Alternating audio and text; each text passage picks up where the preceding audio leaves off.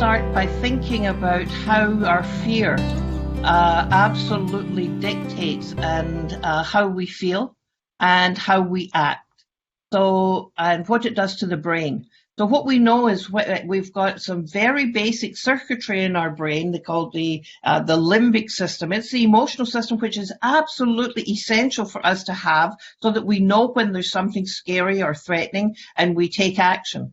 The problem with fear is it hijacks that emotional part of the brain. And when the emotional part of the brain is in the driver's seat, the thinking, planning, organizing, higher part of the brain just isn't working.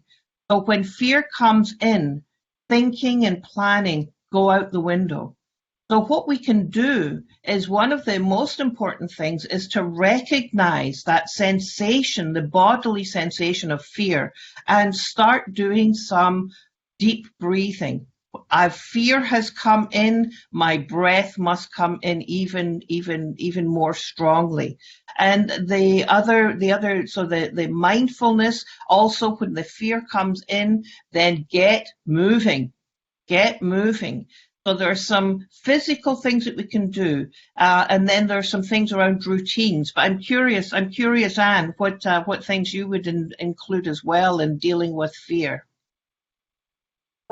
I tell you, I struggle a lot with anxiety on a good day. And so when we're dealing with like heightened worry in these times, sometimes I don't realize how worried I am about my kids, my family, the world, until I start to notice some physical symptoms in myself. Like this morning, I was excited about having this conversation with you, but I noticed my heart was pounding and I thought, that's a bit different for me. That doesn't usually happen. So I said to myself, that's what's going on here, and I need to take a couple of minutes to sort of like, clear my head, get to a calmer state. So I think like just, going in the time machine and thinking about when my kids were little, it would have been so much more beneficial if I had known back in the day that if I want to be able to respond in a calm and empathetic and kind way, as opposed to, in panicked parent mode, which is not the world's most empathetic state, I would have made life so much easier for myself and for my kids if I could have gotten to that place of not necessarily calm, but calmer. I don't think any of us are going to be totally chilled out in the next little while,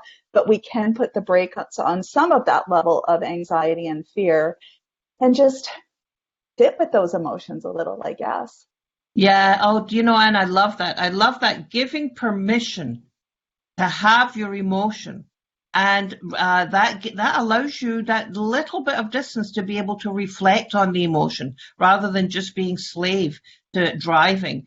The other thing very practically that we can do as parents when we're feeling that fear is to think the world gets more sane when it becomes predictable. So how can I bring predictability into my routines? How can we make sure that as a family we're getting up at regular times, we're getting dressed, we're having food, we're having fun, we're having lessons if that's what you're doing. So predictability and routine is hugely important. But again, it's your point about giving yourself the okay to say, man, this is tough. This is tough, but I can manage this. I'm not alone in it. I love what you said about structure and routine because I am somebody who loves her ruts so much. I mean, I pretty much have the same breakfast every single day.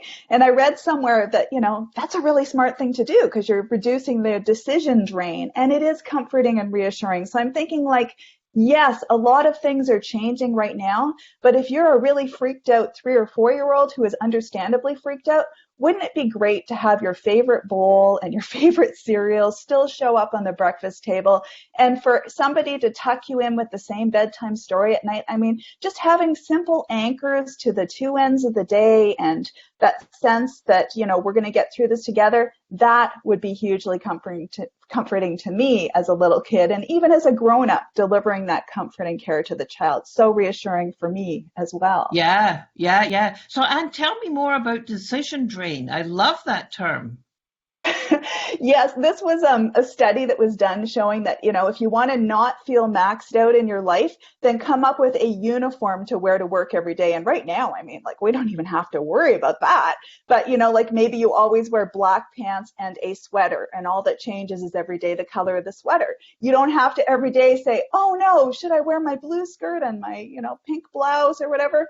Just keeps life simple. So in the parenting realm, again, we always have breakfast at 8 o'clock or whatever, and we always have dinner at 6 p.m. And we don't have to think to ourselves, should we take the food out of the freezer at such and such a time, because we've worked backwards and we know what our plan is. So Oh, I love it because, I can just imagine young parents now thinking, if I have to make one more frickin' decision, I am going to scream.